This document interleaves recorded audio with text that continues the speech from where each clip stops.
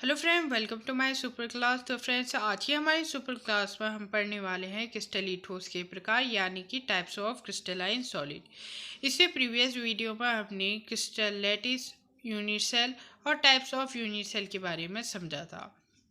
अगर आपने वह वीडियो नहीं देख रखी तो आप उसे भी जाके देख सकते हैं। क्रिस्टलीय ठोस के प्रकार को स्टार्ट करने से पहले आपको क्रिस्टलीय ठोस के बारे में कुछ बेसिक जानकारी होनी चाहिए। क्रिस्टलीय ठोस और अक्रिस्टलीय ठोस की वीडियो हमारे चैनल में अवेलेबल है, तो आप उसे भी वहां से जाके देख सकते हैं।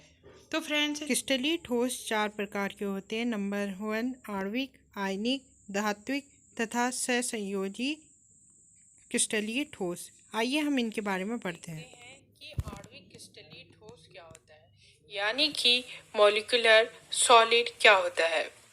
जैसा कि आणविक यानी कि आणविक अर्थात अणु से मिलके बने हैं। अणु पता चल रहा, आणविक से अणु पता चल रहा है, तो हम कह सकते हैं कि आणविक ठोस अणु से मिलकर बने होते हैं, अर्थात आणविक ठोसों का निर्माण अणु से होता है और यह त्रिविमीय जालक संरचना में व्यवस्थित रहते हैं। आप अपनी स्क्रीन में भी देख सकते हैं कि किस प्रकार ये व्यवस्थित रहते हैं त्रिविमीय रूप में। जो आणविक क्रिस्टलीय ठोस होते हैं, इनमें वीक वंडरवॉल बॉन्ड पाया जाता है, अर्थात दुर्बल वंडरवॉल बॉन्ड पाया जाता है।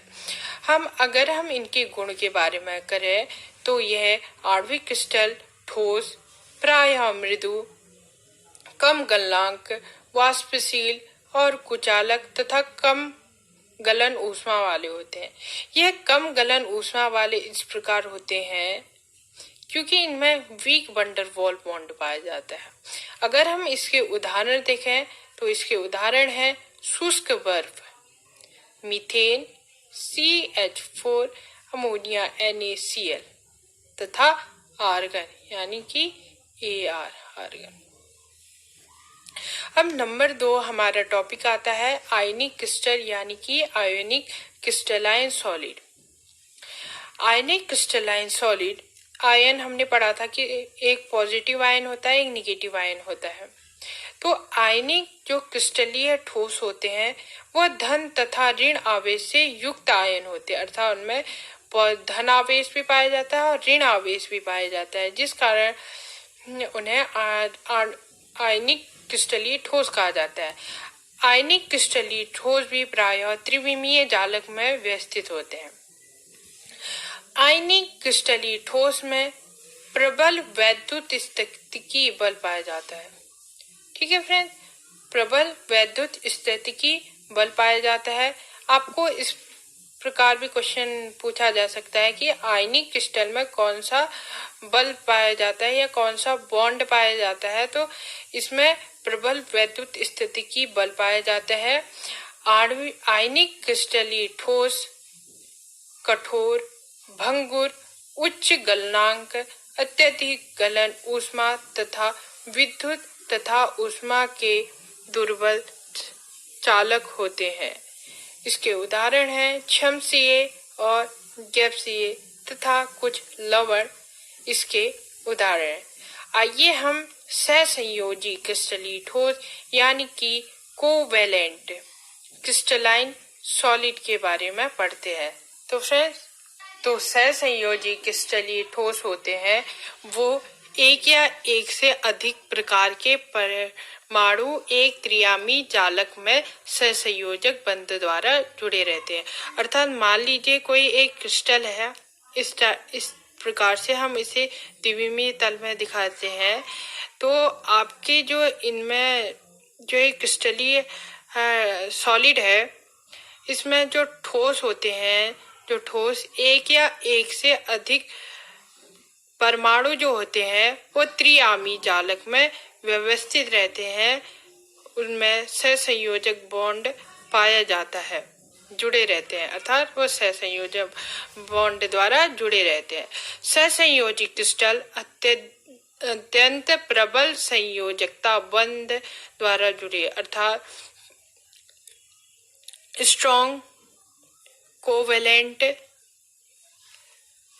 बॉन्ड पाया जाता है इनमें। अगर हम इनके गुणों के बारे में बात करें तो ये अत्यंत कठोर, अत्यधिक गलनांक और अत्यधिक गलन ऊष्मा का इनमें गुण पाए जाते हैं।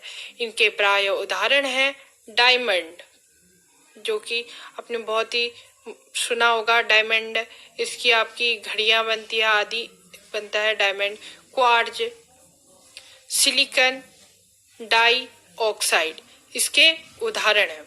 अगर हम धात्विक क्रिस्टलीय ठोस यानी मेटेलॉइक सॉलिड क्रिस्टलाइन अगर हम बात करें तो धात्विक क्रिस्टलीय ठोस गतिशील इलेक्ट्रॉन के सागर में धन आयन तथा ऋण आयन।